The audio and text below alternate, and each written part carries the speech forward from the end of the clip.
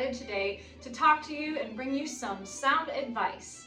And I must tell you as first, before I get started, I always play with Kaplan Vivo strings on my fiddle. Right now I have one of the non-whistling E's on at the moment, and I'm loving it. It makes it so easy for recordings. Big fan. So today, what are we going to talk about? Well, this is your intro to Irish tunes. Yes, I get asked all the time, how do you get started playing Irish tunes, and what's the difference? I mean, what's the deal between reels, jigs? How do I know which one I'm playing, and what elements do I need to bring to this style to be successful? Well, here I'm going to answer all of your questions, and let's start right away with the easiest one to answer, reels versus jigs. Who knows the answer to this?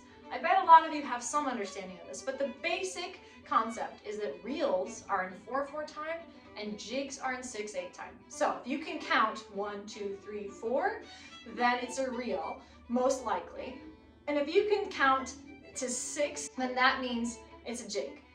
One of the tricks I like to do with my students is saying rashers and sausages. That's kind of the feeling that you'll have in a jig. So if you can say rashers and sausages, I know it's kind of hard to say, but that is the jig rhythm, okay? 1, 2, 3, 4, 5, 6, 1, 2, 3, 4, 5, 6. So let me play a really quick example of 2 of them so you can tell. Reel in 4/4.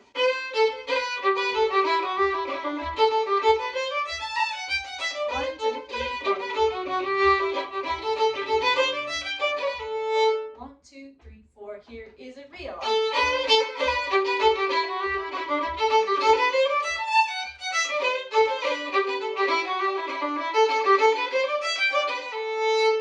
How about a jig? How about this one?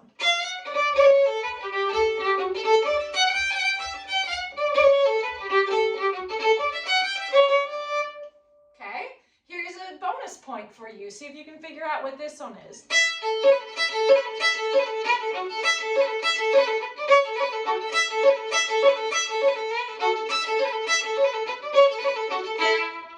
If you said reel, you would be correct. Okay, starting to make sense now? Let me give you one more. See if I can trip you up here.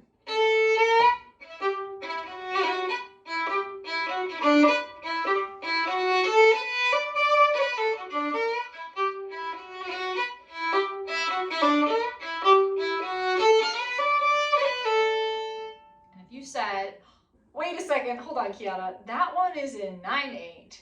You would be correct. So that is a jig, but it's a special kind of jig called a slip jig, where it has an extra 3 beats on the end. Now, we don't have to get into all of that today, but just so you know, in general, the feeling of groups of 3 versus groups of 4 is what you're listening to. Now, as you start playing this kind of style, in general, what you're going to really need to start listening to is the type of swing or lilt that different players use. And this changes regionally. You'll hear different players from different parts of the Celtic world using sort of different versions of this. And that's a great way to tell where they're from. But as someone coming to this for the first time, it's really important that you start to practice swinging your 8th notes a little bit, especially when you're playing a jig, which is really quite challenging. So let's try this on just an open D string. We're going to play a jig rhythm. So 1, 2, 3, 4, 5, 6. Join in with me on an open D. 1, 2, 3, 4, 5, 6. 1, 2, 3, 4, 5, 6. Excellent. Okay, this time put a tiny emphasis on the first of each group of 3. 1, 2, 3, 4, 5, 6. 1, 4, 1, 4, 1, 4. Now, here's where it gets tricky. I need you to move that second 8th note just a little bit late. So it's going to be da, da, da, da, da, da. 1, 2, 3, 4, 5, 6. You're just scooching that 8th note over a little bit late. You try.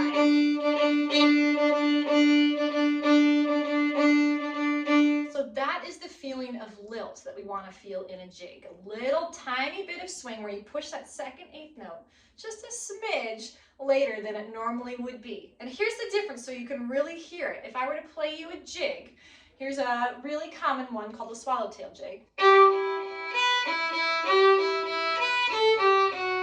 Totally straight. Here's what it sounds like.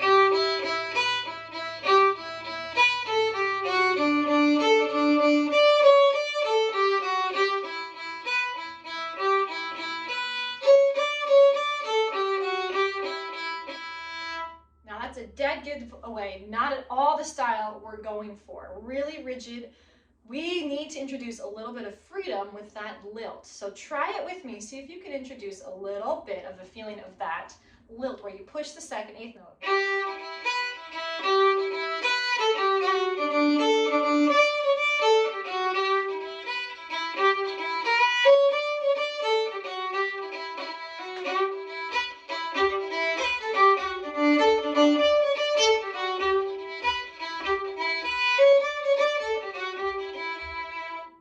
Hear what a massive difference that is? Huge difference. So your number one thing you're going to start listening for is swing and lilt.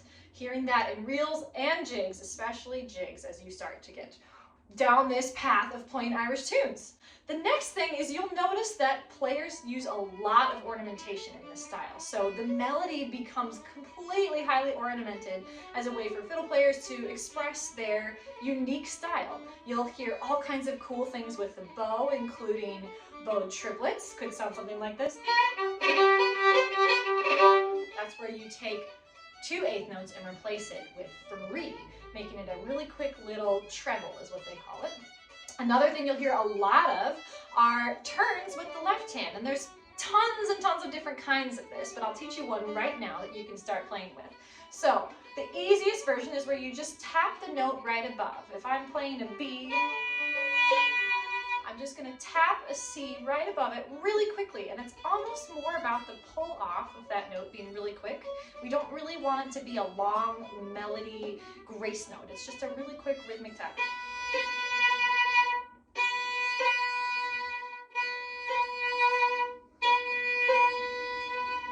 Try it on a different first finger, maybe on an E.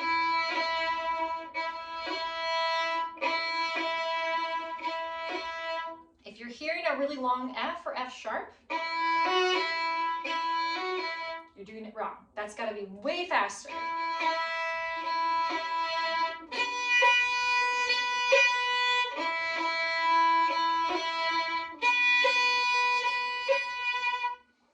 Now, the advanced version of this is doing a full roll where you go up to the note above and then back to the note you started on and then down to the note below and then back to your original melody note. Okay, so it's quite ornate, but it's played really fast and it will sound almost like a little roll of your tongue if you do it properly.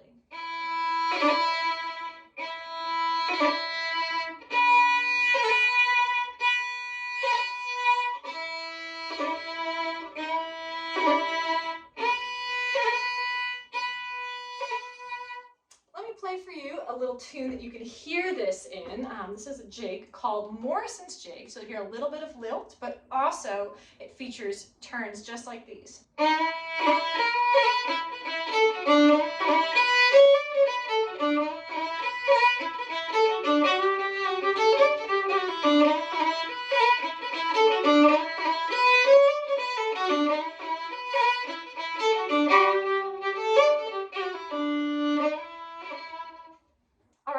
So there you have it. You've got swing or lilt, you've got a couple turns you can practice, and if you are interested in more, this is something I love talking about and teaching. So hit me up in the comments. I'll try to respond with as many ideas as I can.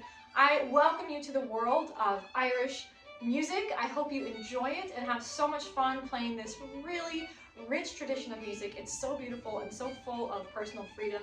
It's just a blast. So have lots of fun, and we'll be in touch soon. Happy fiddling!